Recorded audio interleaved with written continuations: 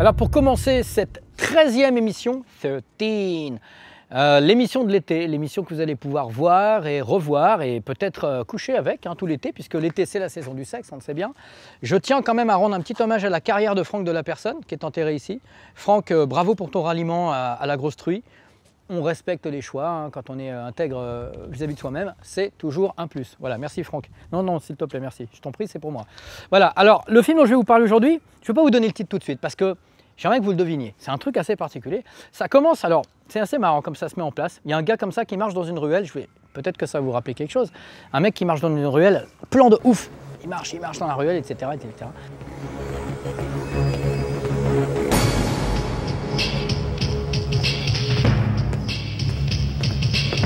Et là, il découvre quoi? Il découvre que dans un sous-sol, il y a des noirs enfermés.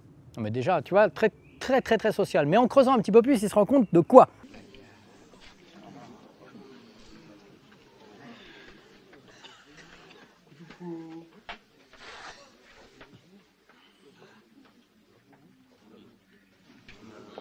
Il se rend compte que ces noirs enfermés sont en fait des petits enfants à capuche, un petit peu monstrueux, assez dégueulasse, assez dégueulasse.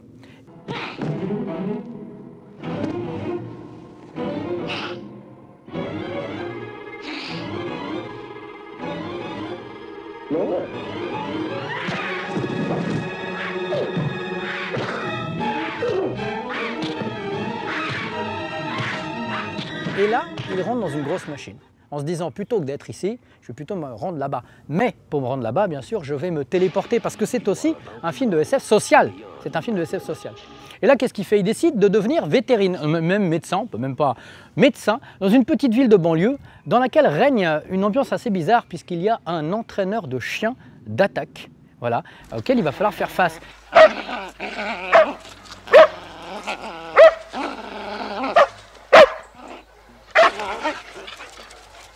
Ça, c'est la garde d'objets. Quand un bon chien a compris, c'est fini. C'est un entraîneur de chien assez particulier puisqu'il tient un peu la ville, non pas la vigne, sous sa coupe, c'est le cas de le dire. Et là, qu'est-ce qu'il fait? Il s'accroche à un hélicoptère. Voilà.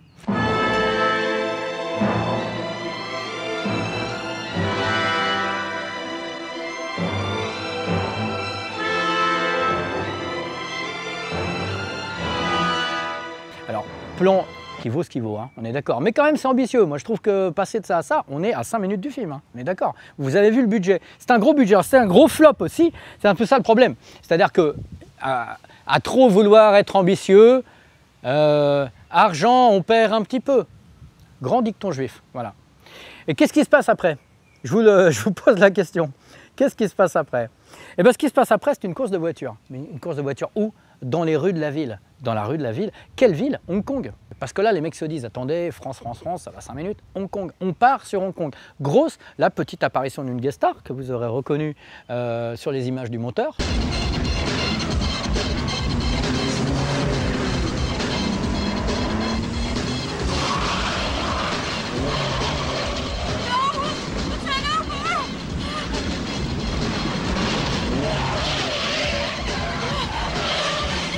Voilà, parce que le film ne se refuse rien. Voilà, grosse guest star, mais c'est pas fini. Tout d'un coup, un roi apparaît, mais pas n'importe quel roi, un roi animal, un roi singe.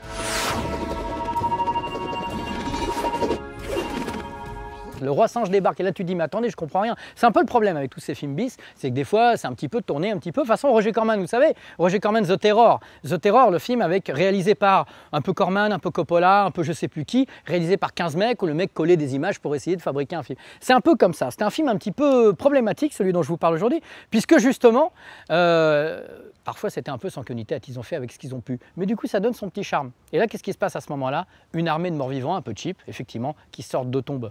Voilà, quand je dis une armée, ils sont deux. Voilà. Une espèce de meuf vachement, un petit peu vachement. Non, alors c'est pas. C'est franchement ou vachement, mais c'est pas fachement. Voilà, on va dire vachement, franchement vampiresque.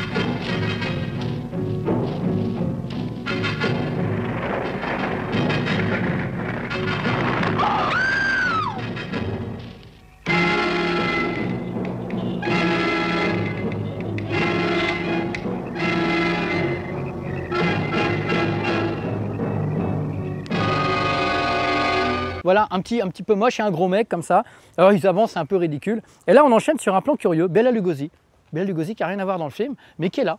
Et là, vous avez remarqué quand même que le film, vraiment essayant d'être un petit peu artiste sur les bords, passe de la couleur en noir et blanc, régulièrement.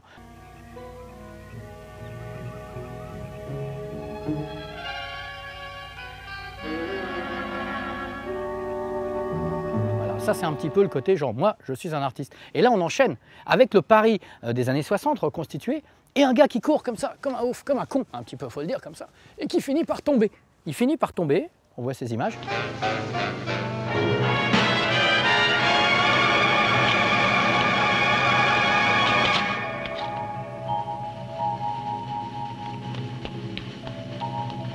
Et là, il y a la petite demoiselle qui lui dit « C'est quoi dégueulasse ?» On ne sait pas pourquoi. Jusqu'à maintenant, le film est pas en français. Là, tout d'un coup, elle se met à parler français. Et là, vraiment bizarre. Là, vous avez, ça enchaîne avec un combat en montage parallèle parce que la fille du héros, enfin, je vous passe toute l'histoire, je ne vais pas tout vous spoiler. La fille du héros était dans la forêt pendant ce temps-là. La fille du héros se bat contre quoi? Un mec qui a une tête de bite. Non mais c'est n'importe quoi. C'est ça qui est génial. Putain de film. Non, moi, je vous conseille, très dur à trouver. Je pense que sur Emule, vous pouvez encore le trouver un petit peu. Le mec a tête de bite. Non, mais, et c'est pas super bien fait, mais ça passe super bien. Vous aurez remarqué au passage que c'est filmé au Japon, bien sûr. Hein. Ce sont des Japonais, ils sont bizarres. Et puisqu'on parle de Japon, petite référence à une légende japonaise, le film enchaîne sur un petit clin d'œil, un petit peu Jean Cocteau-esque, à la légende de la femme des neiges au Japon. La légende de la femme des neiges qui va prendre, qui va dire « Ne révèle pas que tu m'as vu, sinon je vais te voler ton âme, je vais revenir, voilà ».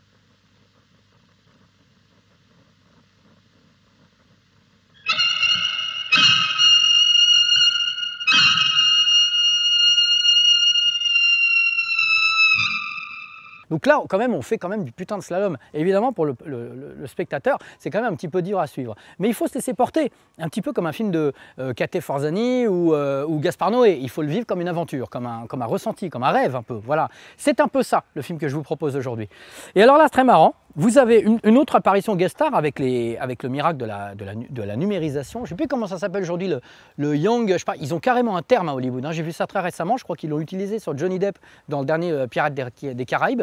Ils arrivent à rajeunir les mouvements, enfin les visages des stars. Voilà, des fois c'est très très mal fait, Jeff Bridges dans Tron Legacy, des fois c'est mieux fait. Et là vous avez Jean-Paul. Sur la gueule de Jean-Paul, ça passe très bien puisqu'on a l'impression que c'est le Jean-Paul de l'époque. Jean-Paul qui se fait tuer dans un aéroport, si mon souvenir est bon, puisque j'ai pas revu ce film étrange dont je vous parle depuis longtemps. Je l'avais en VHS, bon j'ai plus de lecteur VHS donc je peux plus.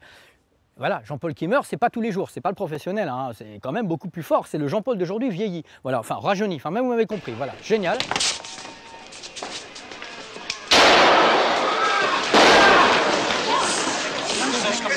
Et là, on enchaîne sur un acteur français qu'on aime beaucoup, sans cheveux, qui s'énerve parce que forcément la mort du mec, ça lui fait quelque chose. Il est à table, il se dit putain mais il gueule et vous l'aurez reconnu, regardez-le.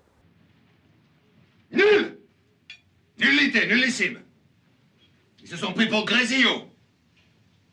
Petit joueur, petit voleur, petit rapace. Grésillo leur avait dit à 8000, stop, pensez-vous.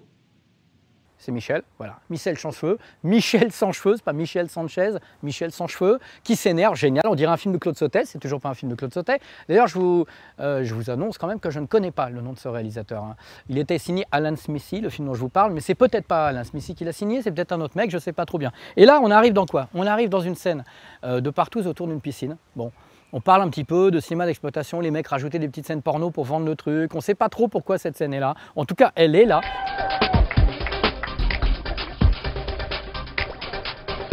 Je crois que ça fait rire David parce que ça il connaît bien toute la filmographie des Partous autour des piscines, n'est-ce pas David? Il n'y a pas de Nikita Bellucci dedans, désolé. Et là on arrive à quoi?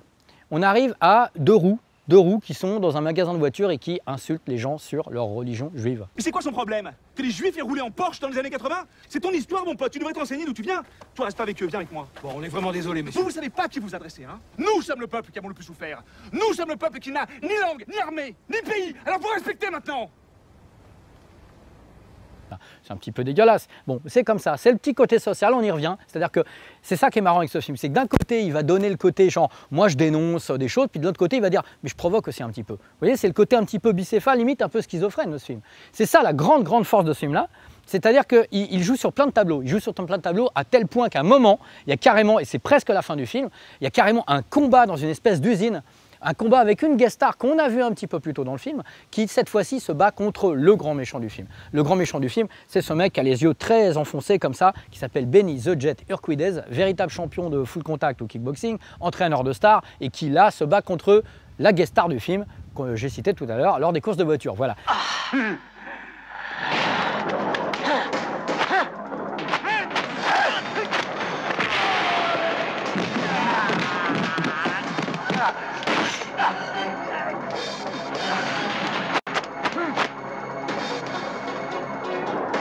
Assez incroyable cette séquence-là, on se dit ça va s'arrêter là, ça ne s'arrête pas là, ça ne s'arrête pas là, pourquoi? Parce qu'à ce moment-là, ils partent dans un vaisseau spatial et là tu dis arrêtez, arrêtez. C'est aussi ça qui a provoqué la faillite des 40 producteurs associés au film, c'est que l'ambition c'est bien, mais à un moment il va falloir s'arrêter aussi. Ils ne s'arrêtaient pas, le vaisseau part, le truc, la Terre explose, très très mal fait, vous pouvez voir, on voit un petit bout de la ficelle, c'était vraiment un peu nul.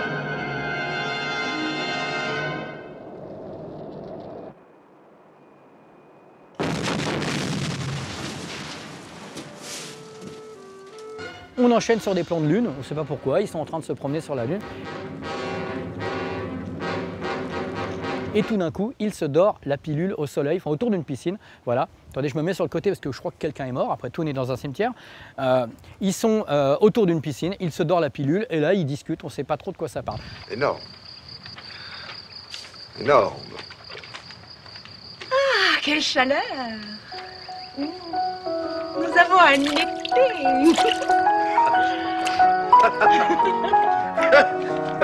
Énorme. Je pense qu'on peut résumer ce film à ça. On ne sait pas trop de quoi ça parle, mais c'est un putain de film. Si cet été, il y a un seul film à voir, un seul, oubliez tous les blockbusters moisis que vous allez peut-être et certainement voir et emmener voir vos petits-enfants, etc. Oubliez tout ça. Allez voir ce film-là, essayez de le retrouver sur Emule. Si vous le retrouvez, dites-moi des nouvelles, c'est génial. Merci, à bientôt.